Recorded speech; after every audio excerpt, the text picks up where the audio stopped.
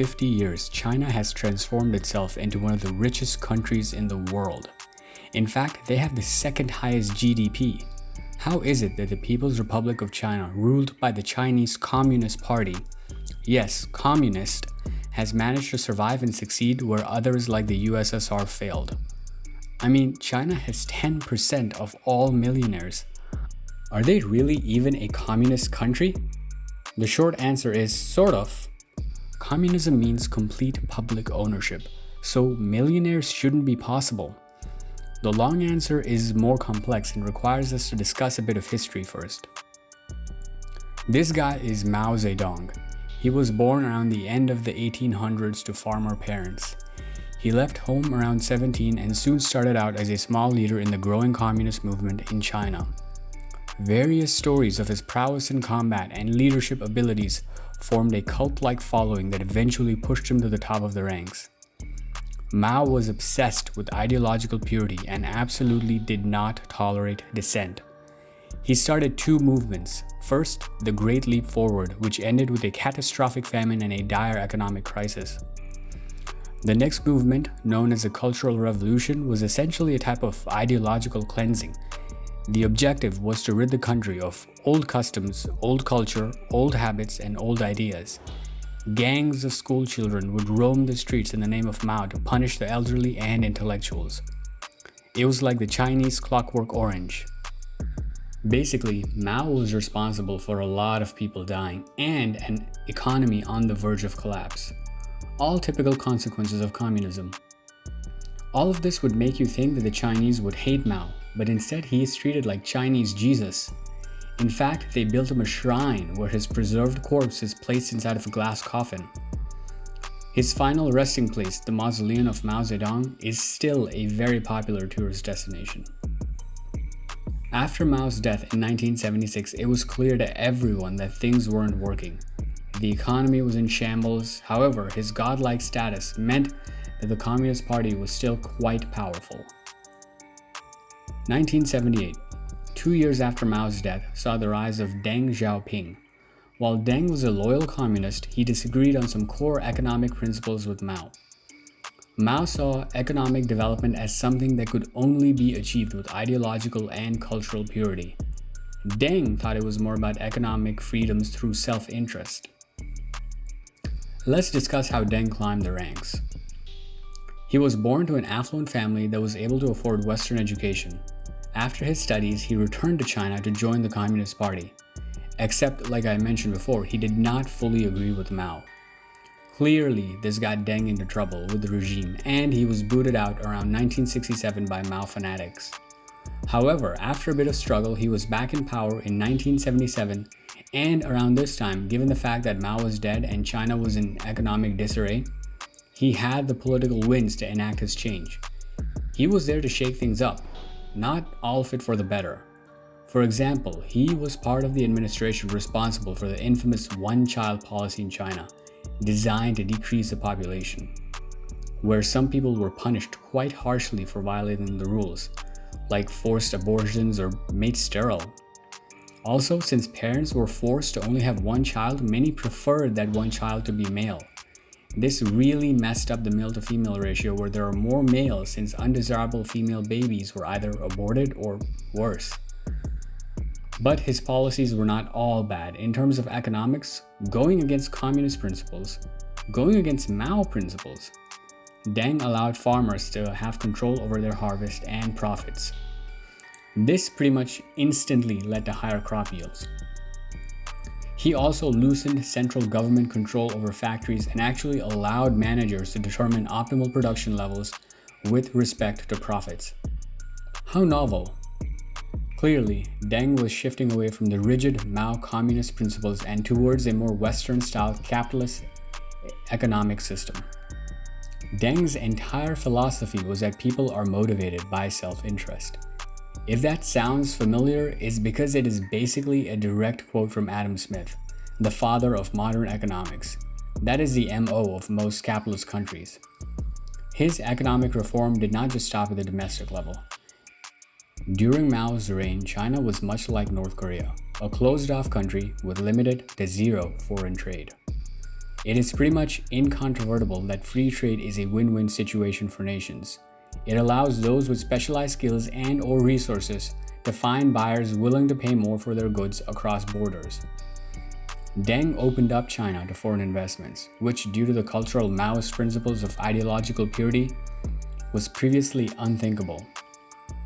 Of course, things weren't totally smooth for Deng. He was, after all, a high-up communist official, and his support of military force led to the catastrophic events in Tiananmen Square. But his legacy of economic reform cemented China's path towards strong economic growth for decades. So, how does China function now with an all-powerful communist party that has deified Mao Zedong but somehow also promotes the free market values of capitalism? Well, first off, the typical free market enterprise system does not exist in China. While businesses are not directly controlled by the government like in a purely communist system, they really don't have much freedom either. Yes, private multi-billion-dollar firms like Huawei exist in China and even compete internationally. However, they're only really allowed to succeed because of close ties to the Communist Party. Everyone must follow the CCP narrative. On the flip side, Chinese companies are often protected by the central government. If a foreign competitor is allowed to enter, Chinese counterparts are given special treatment, such as protection from lawsuits over intellectual property or other special favors. Foreign companies are also subject to strict oversight in operations. Companies like Apple regularly remove apps that do not perfectly adhere to the party narrative, like the Quartz News app, because it dared to report on anti-Chinese protests in Hong Kong. This sort of behavior is labeled as a socialist market economy. If that sounds made up, it's because it is. It's a term coined by a Chinese Communist Party official back in the 80s. By the way, don't get confused by the socialist part. Communism and socialism are essentially the same. Both are founded on public rather than private ownership. Both have a powerful centralized government that manages industry. So, where does the market economy part of socialist market economy come into play? Well, China does not have a nationwide economic policy. Certain cities like Shenzhen, a special economic zone, are allowed to function as independent states. That means essentially no interference from the central government, at least in economic matters. These SEZs can offer their own business incentives like tax cuts or such to foreign investors and set up their own infrastructure. The key driver to China's success is that foreigners are allowed property ownership in these special economic zones. Consider that in 1980, this is what Shenzhen looked like. It was an agrarian little backwater town with about 30,000 people. Fast forward to today, and it is one of the most populous cities in the world with over 10 million residents.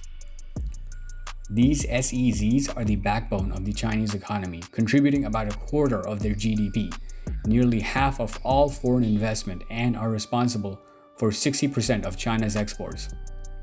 Of course, this doesn't mean SEZs are like the West.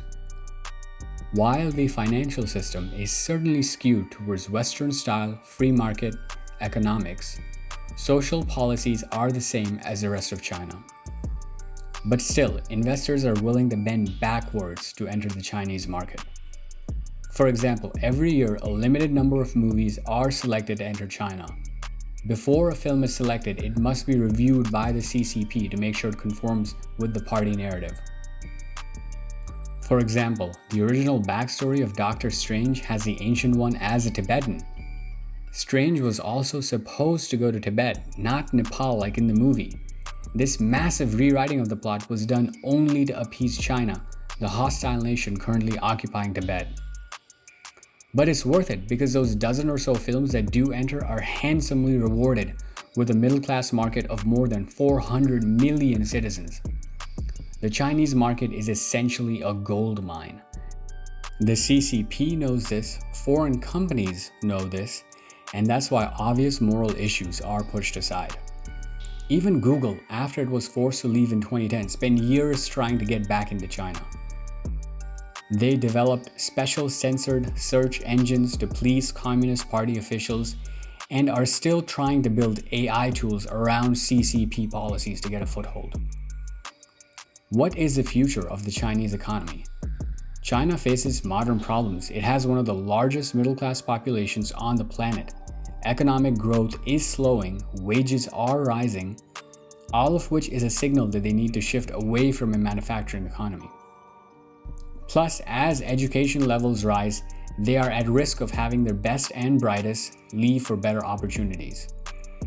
It is going to be really hard for China to survive the oxymoron of free market communism. China also has a horrible legal system. They have serious issues with infringing on the intellectual property rights of Western companies. Right now, this is working in their favor as they catch up, but eventually this will slow down the efforts of legitimate Chinese inventors when they try to get funding for their businesses. Finally, there is a big issue of corruption, a commonplace feature of communism. Xi has started a wide anti-corruption movement, but investing in China is still very risky. Bribery is commonplace, which is a serious legal risk to Western investors. If you're British and you decide to invest in China, you still have to comply with UK anti-bribery laws. Most Western countries are like this. Corruption is especially high in the Chinese judicial system, where gifts are typically required for favorable decisions. Plus, as the central government controls everything, many foreign investors tend to view the appeals process as hostile. They fear retaliation if they contest a decision. So, in the long run, if China wants to keep a strong economy, does this mean it will have to abandon communism entirely and be a democratic capitalist state? A true Marxist-Leninist state has never existed and most likely never will. Therefore, it is impossible for China to go back and fulfill the communist dream. Keep in mind that it is possible for a nation to embrace socialist-type policies such as a centralized healthcare system like the UK and most of Europe, and still favor a mostly free market economic system. In fact, most Western nations are set up that way. Democracy seems to be out of the question for China, but I think they will fully embrace capitalism. That's just where the money is. Of course, everything depends on if the CCP is able, and more importantly, willing to stamp out corruption and set up a strong legal framework that offers security without discrimination. If they do that correctly, it will limit their power. So ultimately, China's future depends on what's more important to the Communist Party, power or a strong economy. So to answer the final question, does communism work? Well, China doesn't seem to think so.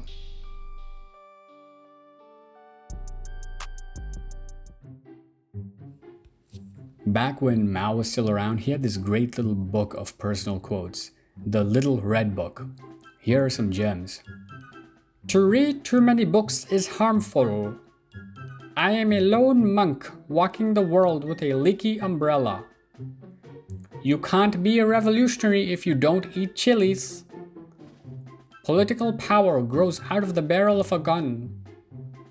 When you point a finger at the moon to indicate the moon, instead of looking at the moon, the stupid ones look at your finger.